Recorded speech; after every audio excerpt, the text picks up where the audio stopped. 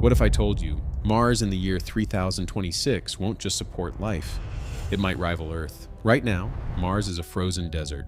No breathable air, no oceans, just dust, silence, and storms that can swallow the entire planet. But this version of Mars doesn't last. Humanity doesn't arrive on Mars to survive. It arrives to rebuild. The first cities aren't cities at all.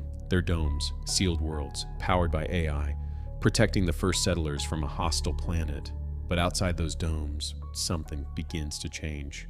Scientists release engineered microbes, designed to survive where nothing else can. They don't just live on Mars.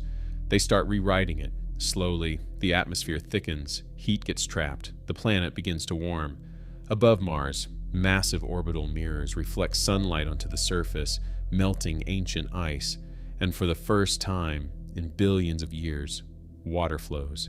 Years turn into centuries.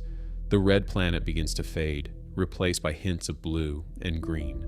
Domes open, cities expand. Mars is no longer a place you visit. It's a place you belong, but Mars doesn't become Earth 2.0. Lower gravity changes the human body. People grow taller, move differently. Everything evolves. Forests aren't natural. They're designed. Every ecosystem, engineered with precision. Mars becomes something Earth never was. A planet built, not born. And maybe the biggest question isn't how we changed Mars, but how Mars changed us.